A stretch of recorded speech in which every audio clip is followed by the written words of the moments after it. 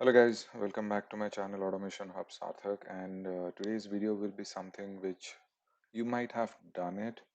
I did place this video in my Hindi YouTube channel, but today I'll teach you a little bit more about it. I'll just uh, tell you the topic. I've just created a for each loop. Yes, it is a for each loop or advanced for loop, or some people call it mutated for loop. So I'll just showcase how you have to use this for each loop in just writing a simple piece of code, and also we will use uh, this application in automation, how it works. So I'll not write the code in main method. I'll create uh, something here for loop uh, code demo. I'll just create this static method here. So basically for each loop is mostly, some people call it a mutated loop, some people also call it enhanced for loop, some people call it advanced for loop for whatever reasons. But I still believe that mostly with collection it works really well, and it will work with anything, but the application is mostly with this. You can use arrays and objects and all that, so this works really well. I'll just showcase how basically this thing works. So let me create a character array. So I'll just create a character array, vowels A, E, I, O, U. So this is my character array, and now I will use, so earlier in the basic for loop, you used to write for int I equals to 0, I less than equals to vowels dot size and all that, and then you to print all that stuff. Here for loop, the syntax becomes much simpler. So again, for is a keyword that you will use. You'll open the parenthesis, and then now the next thing that you need to do is you have to pass the data type. And here, what is the data type? Here the data type is character. Okay, so char. So just write char, and then you pass a certain variable, like you pass I, J, K, L. I'll give here item. Okay, and then you give a colon, which, and then you will invite what you are trying to invite. So the one which is actually the name of the array is vowels. So you'll call this one. Okay, and that's it. You just want to go ahead and print it. System.out.print. Let's say you want to keep it in the same line. You just literally go and print the item. As simple as that. Okay, and then I'll call this method here.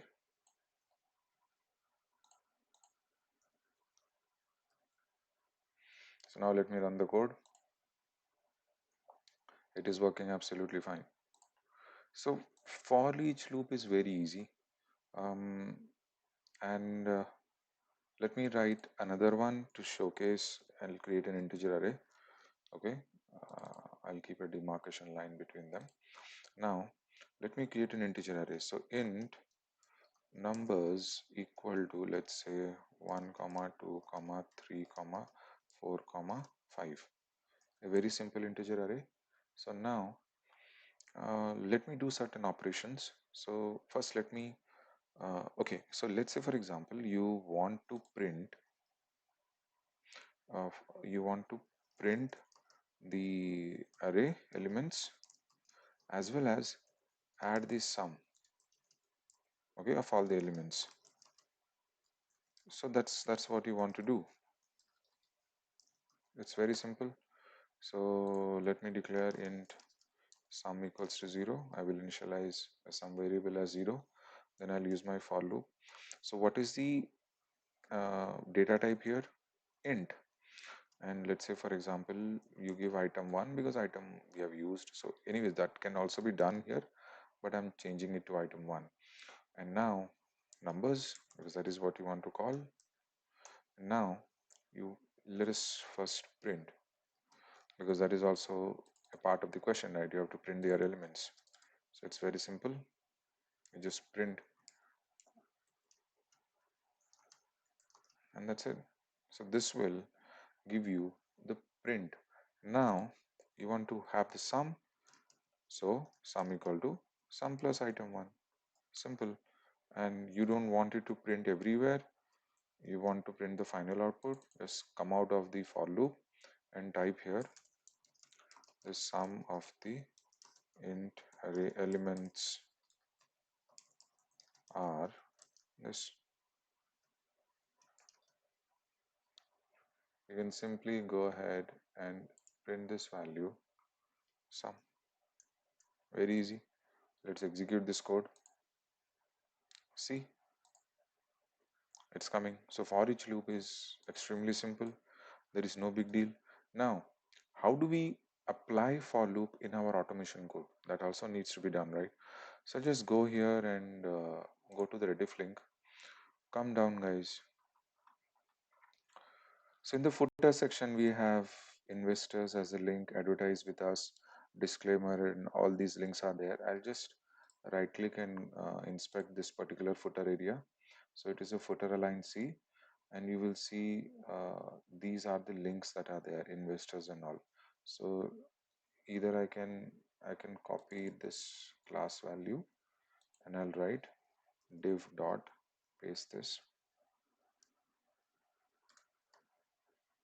So right save dot, sorry guys.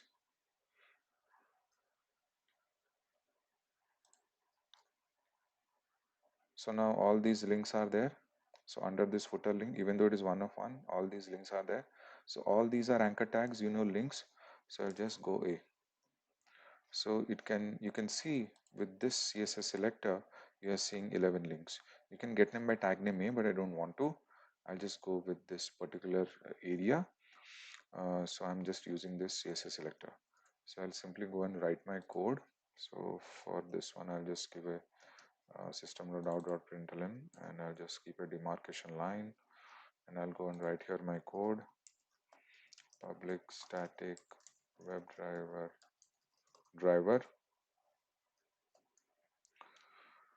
Okay, so you come here, driver equals to new Chrome driver. Okay, then driver dot manage dot window dot maximize.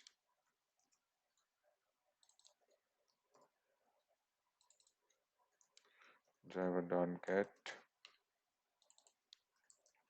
your https rediff.com. This one is saved. Now what? You want all these links to be together. So driver dot, you want to list it. Driver dot find elements by dot CSS selector. And what is the CSS selector, guys? This is the CSS selector. Control C, come here, Control V. Now this find elements method will return a list of web element type. So you can say footer links equal to this. Import this from java.util.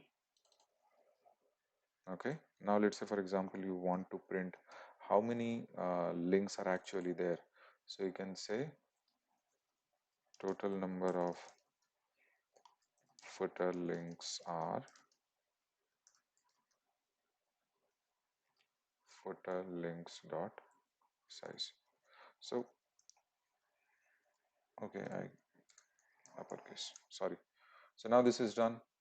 Now if now you still want to use this particular for loop, so let's say for example the total number of links it will give, for example you want to print each of those links, all these links you want to print, uh, advertise with us, disclaimer, privacy, Rediff labs, sitemap. So here we use a for each loop or an advanced for loop. Now what is the data type or the thing which is actually the object? Here we have web element. Okay, and let's say here you give the name as links, and what it is calling footer links. And it's very simple, just go system.out.println links.getText, sorry,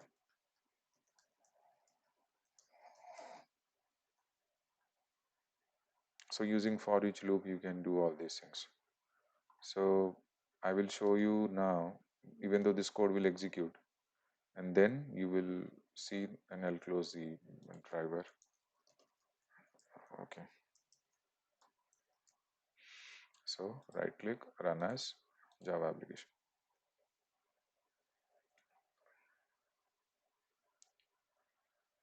You see, all the links are,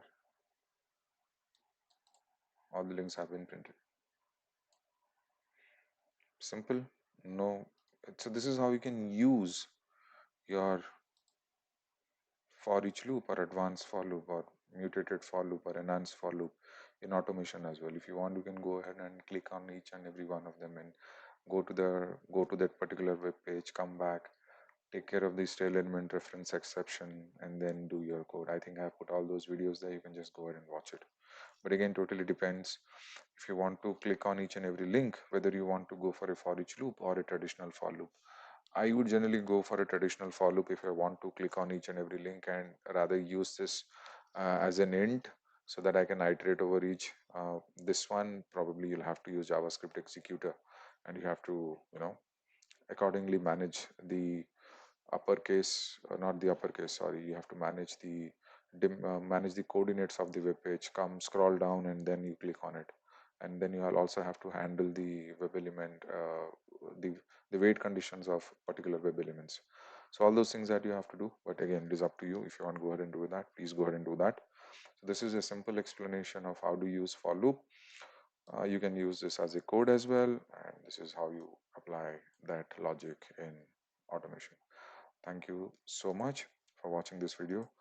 My name is Sarthak, and this is my channel Automation Hub Sarthak. Please continue subscribing and watching my videos. Thank you so much. Sarthak is signing off.